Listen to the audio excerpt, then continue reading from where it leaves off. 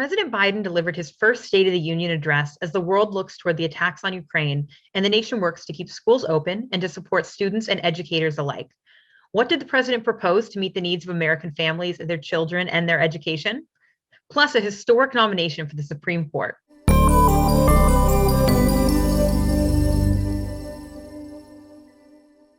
Hi, I'm Jen Ellis, and today I'm joined by my colleague Ann Heislip. Ann, can you give us an overview of the State of the Union? Thanks, Jen.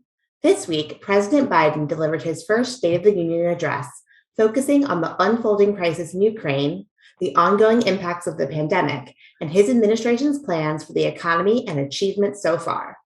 That includes historic investments in the American Rescue Plan and the bipartisan infrastructure bill we've discussed in the past. The president touted how these infrastructure investments would help close the digital divide and, quote, replace poisonous lead pipes so every child and every American has clean water to drink at home and at school. President Biden also emphasized the need to keep pace with China in his support for bipartisan legislation known as the U.S. Innovation and Competition Act in the Senate and the America Competes Act in the House. In our last federal flash, we highlighted the bill's critical investments in STEM pathways as one of the strategies to increase America's competitiveness. While education wasn't a centerpiece of the speech, President Biden gave several nods to much-needed programs and investments in our nation's schools.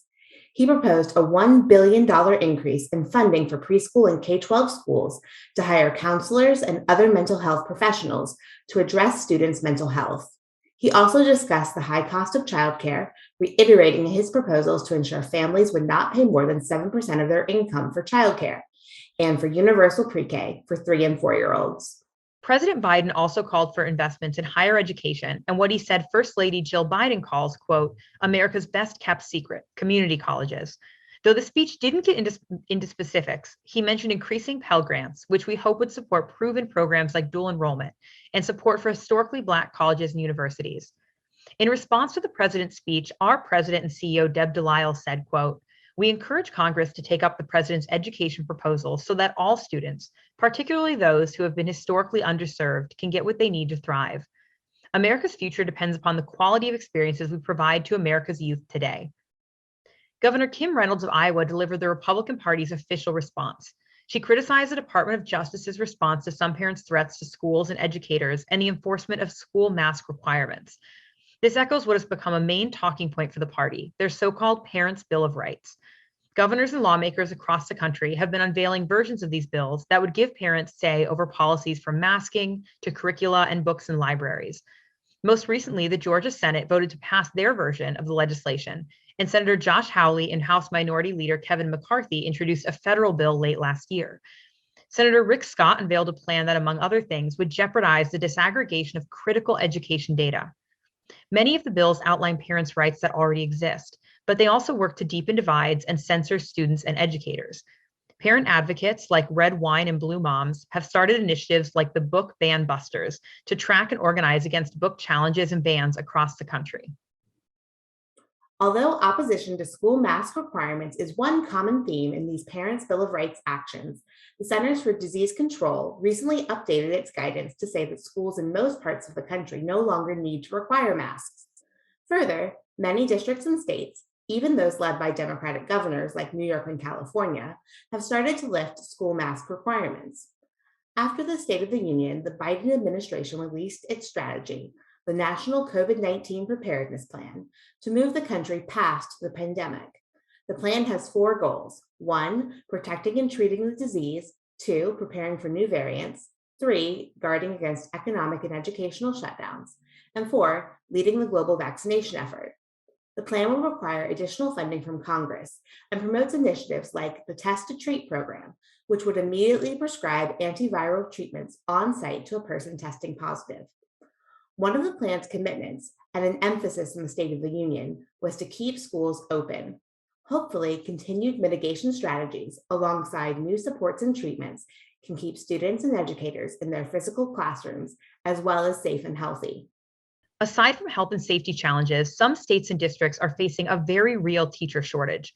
Even before the pandemic, there were many challenges to getting high quality, highly qualified teachers into classrooms, especially in high need areas and subjects. The pandemic compounded these challenges, with states scrambling to keep schools fully staffed. For example, in Kansas, 18-year-olds with high school diplomas can become substitute teachers under a temporary emergency measure, and the Massachusetts Board of Education has extended their pandemic-era emergency teaching licenses. On one hand, these efforts will make it easier to fill roles in the short term. However, as many new hires lack experience or full credentials, some novice teachers will be ill-equipped to manage the diverse needs of their students. We support President Biden's State of the Union call on the American people to support schools as volunteers and tutors. Still, we also need long-term solutions, including federal investments in high retention pathways, reducing educator debt, strengthening teacher and leader preparation, and more.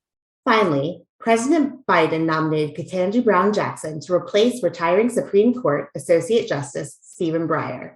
As President Biden promised during the campaign, she is the first ever Black woman selected for the High Court.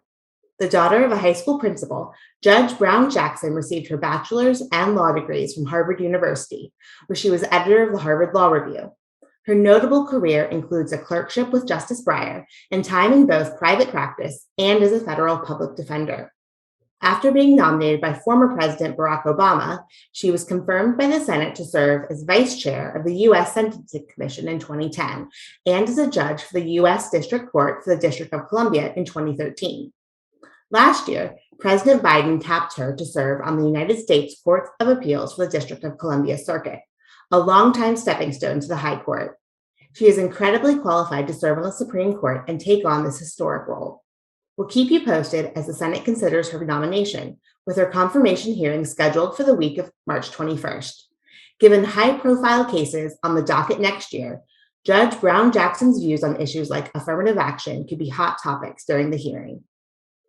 That's all for today. For an alert when the next Federal Flash is available, sign up on our website at allfored.org/flash-signup. Thanks for watching. Federal Flash is All for Ed series on important developments in education policy in Washington, D.C. Watch online at allfored.org/federal-flash. That's allfored.org/federal-flash. Or subscribe to our YouTube channel.